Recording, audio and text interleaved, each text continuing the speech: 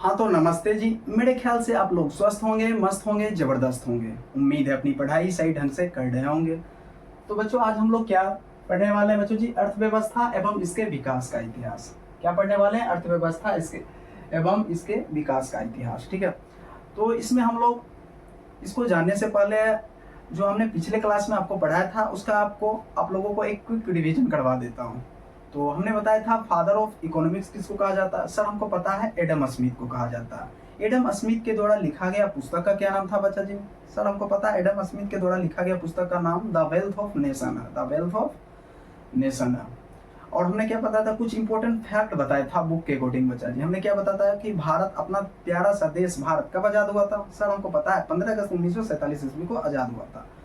और डेफिनेटली आज़ाद हुआ था तो इससे पहले अपना देश क्या होगा? किसी न किसी का गुलाम होगा, तो वो अंग्रेजों का गुलाम था।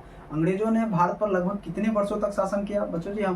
सर हमको पता है ये 200 वर्षों तक शासन किया था। अंग्रेजों ने बच्चा जी एक नीति लाया था, वो नीति का क्या नाम था? फूट डालो शासन करो। फूट डालो शासन करो की नीति अपनाकर अंग्रेजों ने भारत देश पर क्या किया था? शासन किया था। ठीक है, उसके बाद हमने और बताया था आपको क्या कि ब्रिटिश शासन के पहले भारत को क्या कहा जाता था? तो सोने की चिड़िया कहा जाता था। यानी सोने का चिड़िया किस देश को कहा जाता था? तो अपना प्यारा सा भारत देश को कहा जाता था।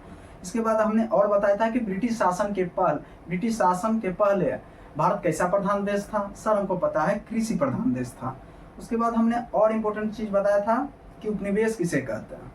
तो आप ऐसे बोल सकते हैं कि जब कोई शक्तिशाली देश किसी कमजोर देश पर कब्जा कर लेता है तो शक्तिशाली देश कमजोर देश का उपनिवेश कहलाता है। उसके बाद हमने और बताया था बच्चा जी कि अर्थव्यवस्था किसे कहते हैं? तो आपने बोला था अर्थव्यवस्था आर्थिक क्रियाओं का एक ऐसा संगठन होता है जिसके अंतर्गत लोग कार्य करके अपनी जीविका चलाते हैं, उसे अर्थव्यवस्था कहते हैं। ब्राउन के अनुसार अर्थव्यवस्था, अब ब्राउन के अनुसार क्या बोला था? अर्थव्यवस्था आजीविका अर्जन की क्या है? एक प्रणाली है, ब्राउन ने कहा था। आप इसे भी नोट डाउन, इसे भी आप लिख दीजिएगा एग्जाम में। ठीक है, और हमने आपको और क्या पढ़ाया था बच्चा जी? भारतीय अर्थव्यवस्था की संरचना को हमने 3 भाग में बांट के पढ़ाया था। पहला बच्चा जी क्या पढ़ाया था? प्राथमिक क्षेत्र यानी प्राथमिक, दूसरा बताया था द्वितीय क्षेत्र और तीसरा बताया था तृतीय क्षेत्र। मैंने आपको बताया था प्राथमिक क्षेत्र यानी कृषि क्षेत्र को प्राथमिक क्षेत्र कहा जाता है, औद्योगिक क्षेत्र या उद्योग क्षेत्र को द्वितीय क्षेत्र कहा जाता है, और तृतीय क्षेत्र में आपको पढ़ाया था बच्चा जी सेवा क्षेत्र यानी सर्विस सेक्टर, यानी सेवा क्षेत्र को तृतीय क्षेत्र पढ़ाया था। हमने आपको पिछली कक्षा में इतने सारे चीज पढ़ाए थे। ठीक है, अब आगे पढ़ते हैं। आज हम लोग पढ़ने वाले हैं विश्व की अर्थव्यवस्था, यानी हम बोल सकते हैं विश्व की अर्थव्यवस्था को हम 3 भागों में बांट के पढ़ने वाले हैं। पहला भाग पढ़ने वाले हैं पूंजीवादी अर्थव्यवस्था, दूसरा समाजवादी अर्थव्यवस्था और तीसरा पढ़ने वाले हैं बच्चा जी मिश्रित अर्थव्यवस्था। ठीक है, तो अब पढ़ना शुरू करते हैं बच्चा जी। तो तीनों अर्थव्यवस्था को ढंग से देखते हैं बच्चा जी। और तो विश्व में अर्थव्यवस्था के प्रकार बच्चा जी विश्व में अर्थव्यवस्था के 3 प्रकार होते हैं। कितने प्रकार होते हैं बच्चा जी? 3 प्रकार के होते हैं। विश्व में अर्थव्यवस्था के कितने प्रकार होते हैं? तो 3 प्रकार के होते हैं। पहला आपने बताया सर पूंजीवादी अर्थव्यवस्था। क्या बताया था? पूंजीवादी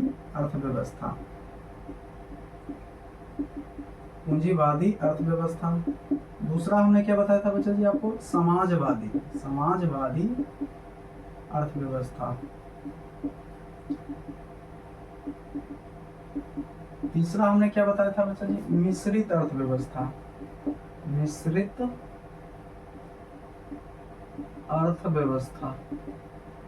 सबसे पहला क्वेश्चन ये पूछेगा कि विश्व में अर्थव्यवस्था के कितने प्रकार होते हैं? सर हमको याद है 3 प्रकार के होते हैं सर, पूंजीवादी अर्थव्यवस्था, समाजवादी अर्थव्यवस्था, मिश्रित अर्थव्यवस्था।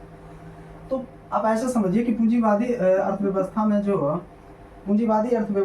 जो अर्थव्यवस्था का उत्पादन को जो साधन होता है वो निजी व्यक्तियों के पास होता है। किसके पास होता है बच्चा जी? निजी व्यक्तियों के पास होता है। ठीक है, सोशल समाजवादी होता है, इसमें उत्पादन का साधन जो होता है वो सरकार के पास होता है। किसके पास होता है बच्चा जी? सरकार के पास होता है। सोशल सरकार, सोशल समाजवादी आप ऐसे याद रख सकते हैं। और जो मिश्रित अर्थव्यवस्था आप ऐसे समझ सकते हैं कि इसमें प्राइवेट सेक्टर और गवर्नमेंट सेक्टर दोनों होता है बच्चा जी, यानी निजी और सरकार दोनों के पास होता है। ये मिश्रित अर्थव्यवस्था में होता है। ठीक है, अब इसे समझिए कि पूंजीवादी अर्थव्यवस्था वैसे अर्थव्यवस्था को कहते हैं जिसमें उत्पादन का साधन निजी व्यक्तियों के पास होता है, यानी प्राइवेट। और जो समाजवादी अर्थव्यवस्था मतलब समाजवादी अर्थव्यवस्था वैसे अर्थव्यवस्था को कहते हैं जिसमें उत्पादन के साधन सरकार के पास होता है। ठीक है। मिश्रित अर्थव्यवस्था वैसे अर्थव्यवस्था को कहते हैं जिसमें निजी और सरकार दोनों मिलकर इन दोनों के पास होता है, उसे आप बोल सकते हैं मिश्रित अर्थव्यवस्था। ठीक है। तो आपको बुक के अकॉर्डिंग हम लिखा देते हैं कि पूंजीवाद अर्थव्यवस्था किसे कहते हैं, तो आप एग्जाम में लिख दीजिएगा। तो लिखिए वैसा अर्थव्यवस्था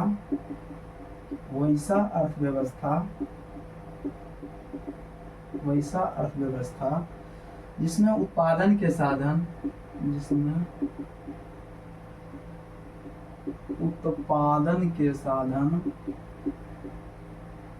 साधनों का स्वामित्व निजी व्यक्तियों के पास होता है।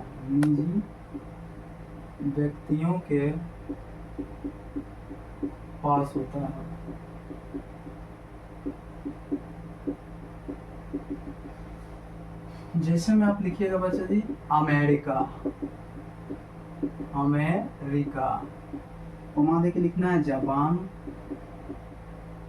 ऑस्ट्रेलिया इत्यादि। अच्छा पूछ ले पूंजीवादी अर्थव्यवस्था किसको कहते हैं, तो हम बोलेंगे सर वैसा अर्थव्यवस्था जिसमें उत्पादन के साधनों का स्वामित्व निजी व्यक्तियों के पास होता है। और जैसे में आप लिख सकते हैं अमेरिका, जापान, ऑस्ट्रेलिया इत्यादि। ठीक है। उसी तरह आपको लिखना है समाजवादी अर्थव्यवस्था। देखिए वैसा अर्थव्यवस्था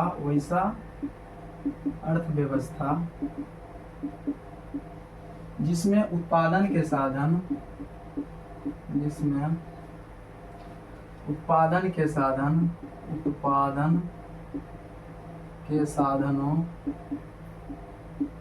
साधनों का स्वामित्व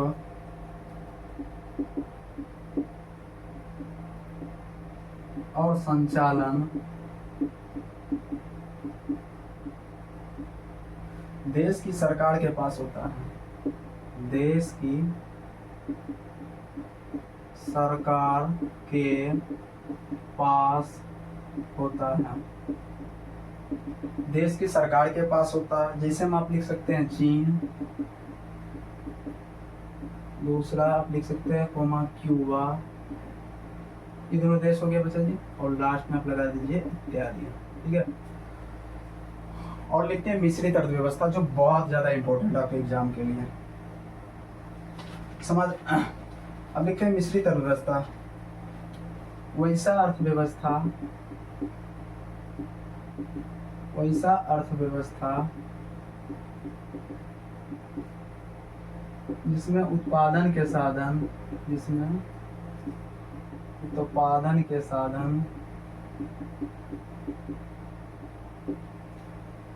साधनों का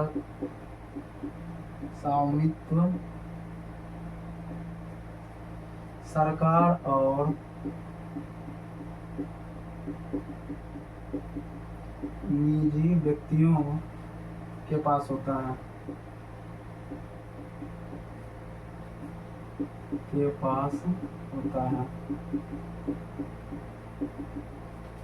जैसे में आपको लिखना है बच्चा जी अपना प्यारा सा देश कौन सा, भारत। ठीक है। आपसे पूछ ले तो बच्चा जी आप आराम से बता दीजिएगा। हाँ सर आराम से बता देंगे। ठीक है। आपसे पूछ दे कि सर पूंजीवादी अर्थव्यवस्था किसको बोलते हैं। सर पूंजीवादी अर्थव्यवस्था वैसा अर्थव्यवस्था जिसमें उत्पादनों का स्वामित्व तो निजी व्यक्तियों के पास होता है, यानी प्राइवेट लोग के पास होता है। जैसे में आप बोल सकते हैं सर अमेरिका, जापान, ऑस्ट्रेलिया। ठीक है। उसी तरह बोलना है समाजवादी अर्थव्यवस्था। समाजवादी अर्थव्यवस्था आप किसको बोलेंगे, वैसा अर्थव्यवस्था जिसमें उत्पादनों के साधनों का स्वामित्व और संचालन देश के सरकार के पास होती है। जैसे में आप बोलना है चीन, क्यूबा। ठीक है। मिश्रित अर्थव्यवस्था आप उसको बोल सकते हैं। मिश्रित अर्थव्यवस्था वैसे अर्थव्यवस्था को कहते हैं जिसमें उत्पादन के साधन का स्वामित्व सरकार के साथ साथ निजी व्यक्तियों के पास होता है, उसे हम क्या बोल सकते हैं, मिश्रित अर्थव्यवस्था कहते हैं। ठीक है।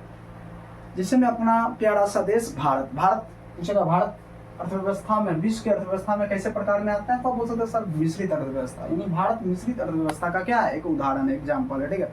तो आप इसे डेफिनेटली याद कर लीजिए। ठीक है बच्चों जी। और मैं इसे मिटा देता हूँ, मेरे ख्याल से आप लोग लिख लिए होंगे। ठीक है। मैं इसे मिटा देता हूँ।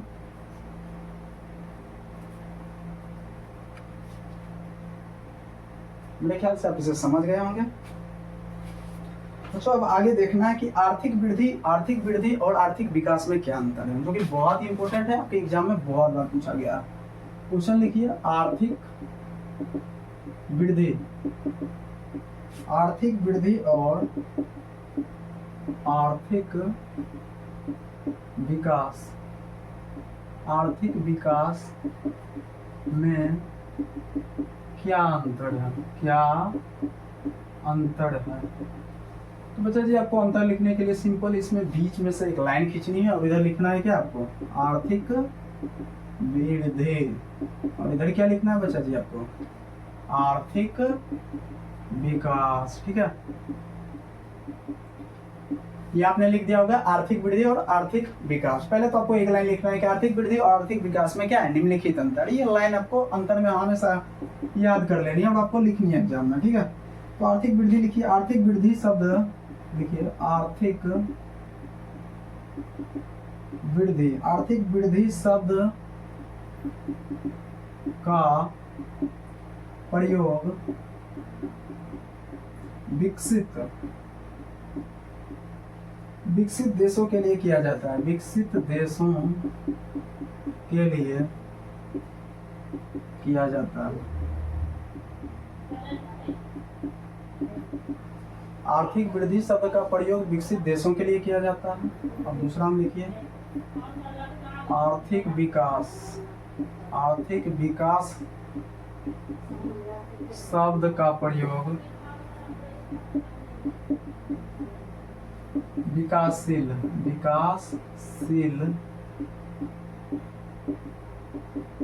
देशों के लिए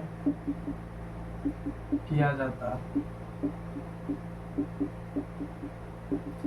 तो आप बोल सकते हैं बच्चा जी आर्थिक वृद्धि शब्द का प्रयोग विकसित देशों के लिए किया जाता है। तो आपका विकसित देश आप एग्जांपल में यदि आपसे पूछने तो क्या होगा सर, मेरे को पता है सर विकसित देश, आराम से आप एग्जांपल लिख सकते हैं सर अमेरिका।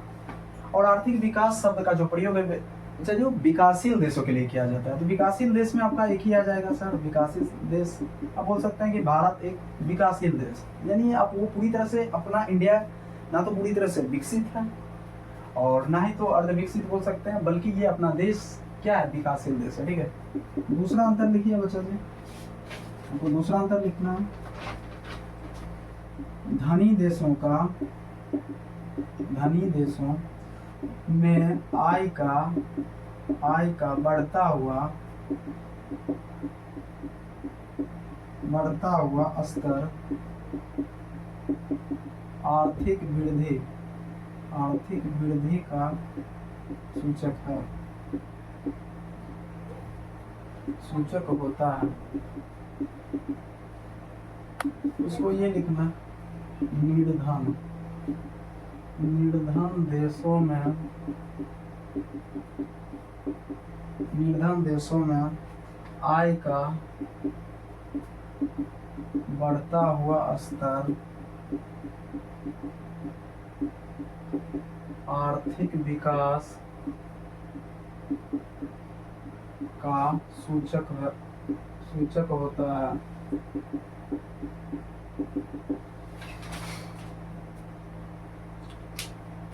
मेरे ख्याल से आप लोग ऐसा समझिए इसको कि एग्जाम में आएगा तो आप इसे कैसे लिखिएगा कि आर्थिक वृद्धि और आर्थिक विकास में क्या अंतर, आपसे ये क्वेश्चन पूछा जाएगा तो आपको बोलना है कि सर आर्थिक वृद्धि आर्थिक विकास के बीच एक लाइन लिखना, खींच देना। ठीक है, उसके बाद लिखना है कि आर्थिक वृद्धि जो शब्द का प्रयोग है वो विकसित देशों के लिए किया जाता है। जो आर्थिक वृद्धि जो वर्ड है, जो शब्द है, वो विकसित देशों के लिए किया जाता है। और आर्थिक विकास यानी डेफिनेटली उस देश में क्या हो रहा है, विकास हो रहा है। तो बोल सकते हैं कि आर्थिक विकास शब्द का प्रयोग विकासशील देश के लिए किया जाता है। तो अपना कंट्री आपको पता है विकासशील देश है अपना कंट्री भारत, और विकसित देश की श्रेणी में आपका आ जाता है अमेरिका। इस डेफिनेटली ये विकसित देश है तो इसका मतलब धनी देशों में आय का बढ़ता हुआ, जो देश विकसित है वो डेफिनेटली उस देश का आय क्या होगा, डेफिनेटली बढ़ेगा। यानी धनी देशों में आय का बढ़ता हुआ स्तर आर्थिक वृद्धि का सूचक होता है। निर्धन मतलब बोले तो आप बोल सकते हैं सर गरीब देशों में आय का बढ़ता हुआ स्तर आर्थिक विकास का सूचक होता है। मेरे ख्याल से आप लोग समझ गए होंगे और डेफिनेटली आपके एग्जाम में ये क्वेश्चन पूछा गया है। यदि आपके एग्जाम में फिर से पूछे जाते हैं तो डेफिनेटली आप ये एग्जाम ये करके आइएगा। ठीक है, तो इसे मिटा देते हैं बच्चों। मेरे ख्याल से आप लोग लिख लिए होंगे, या तो फिर आप एक अच्छा सा स्क्रीनशॉट ले लीजिए।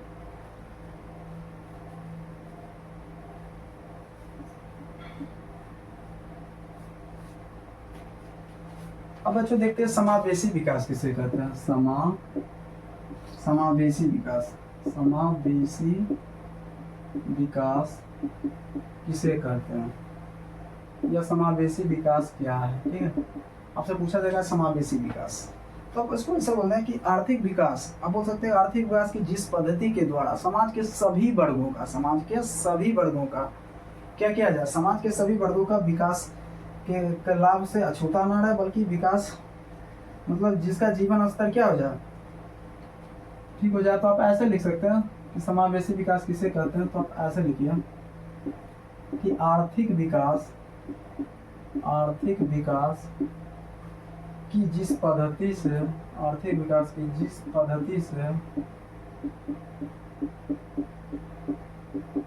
समाज के सभी वर्गों का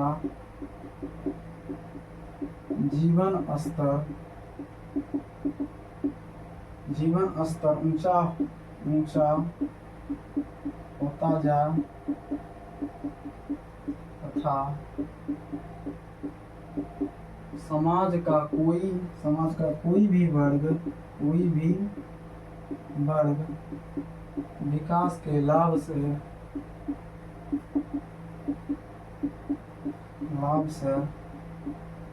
अछूता नहीं रहे, तो ऐसे ही विकास की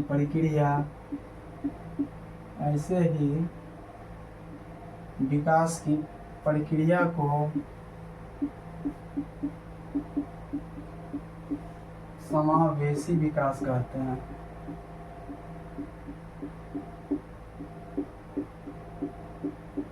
आप ऐसे समझ सकते हैं बच्चों जी, आर्थिक विकास की जिस पद्धति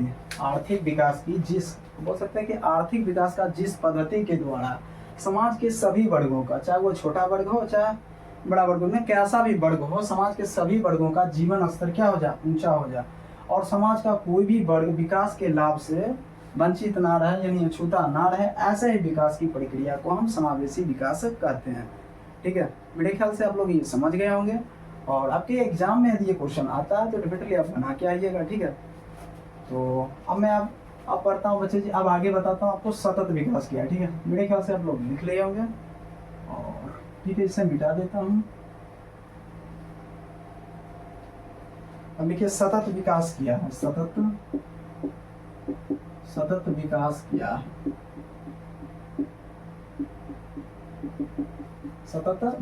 है। सतत विकास का आप दूसरा नाम बोल सकते हैं कि क्या होता है सर, पोषणीय विकास बोल सकते हैं। और जो सतत विकास है इसका संबंध आप बंटलैंड आयोग से कर सकते हैं, ठीक है। और देखिए सतत विकास क्या है, तो आंसर आपको लिखना है ऐसा विकास जो जारी रह सके,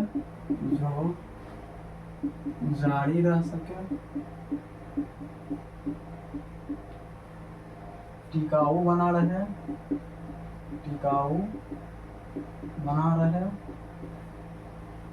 और न केवल वर्तमान पीढ़ी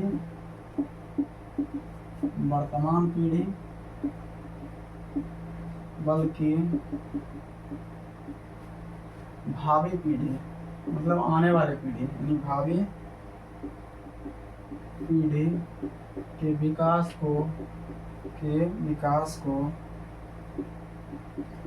भी ध्यान में रखा जा सके, सतत विकास कहलाता है।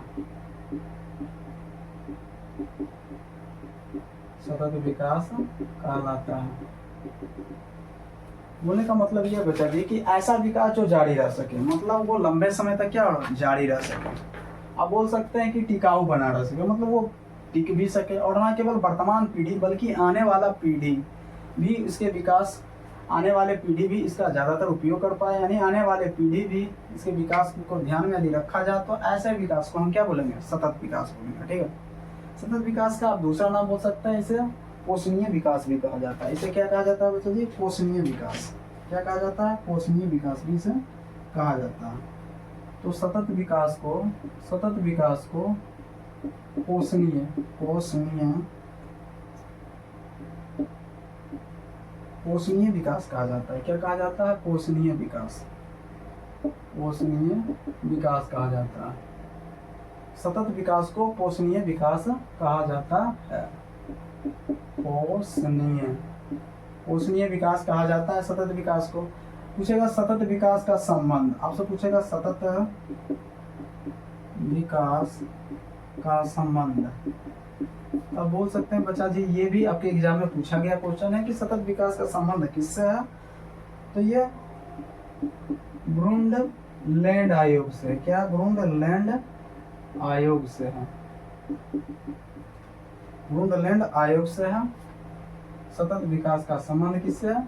ब्रुंडलैंड आयोग से है। यदि आपके एग्जाम में आता है तो डेफिनेटली आप ये करके आइएगा। ऑब्जेक्टिव में आपसे ये पूछा हुआ क्वेश्चन है कि सतत विकास का संबंध किस आयोग से है? तो ब्रुंडलैंड आयोग से है। सतत विकास का सर दूसरा नाम क्या है? तो पोषणीय विकास है। सतत विकास किसको कहते हैं? ऐसा विकास जो जारी रह सके, टिकाऊ बना रहे और न केवल वर्तमान पीढ़ी बल्कि आने वाले पीढ़ी को भी विकास में ध्यान में रखा जाए, ऐसे ही विकास की प्रक्रिया को हम सतत विकास कहते हैं। डेफिनेटली आपके एग्जाम में ये आता है क्वेश्चन, तो आप इसे जरूर बना के आइएगा। ठीक है, और अब आगे देखते हैं कि आर्थिक नियोजन क्या है। मेरे ख्याल से आप लोग लिख लिए होंगे, तो इसे हम मिटा देते हैं। ठीक है,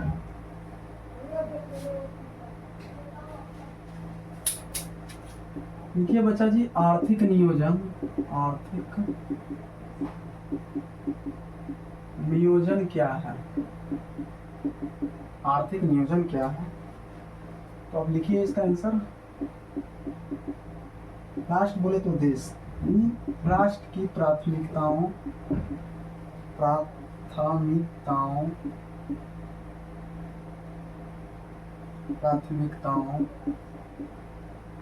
के अनुसार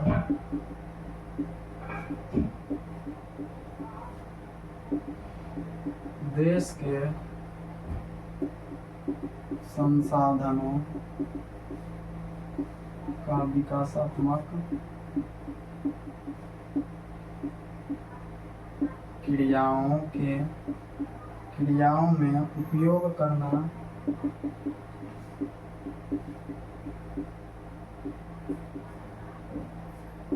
आर्थिक नियोजन कहलाता है। आर्थिक नियोजन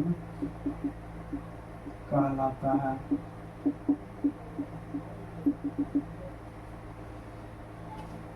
आपसे पूछ लेगा आर्थिक नियोजन क्या है? तो राष्ट्र मतलब देश, यानी देश की प्राथमिकता, जो प्राथमिकताओं के अनुसार देश के संसाधनों का विकासात्मक क्रियाओं में उपयोग करना ही क्या कहलाता है? आर्थिक नियोजन कहलाता है। ठीक है, उसके बाद आपसे पूछ लेगा बच्चा जी, फैक्ट में आपसे पूछेगा कि आर्थिक नियोजन किसके द्वारा किया जाता है? तो बोल सकते हैं सर योजना आयोग के द्वारा। किसके द्वारा?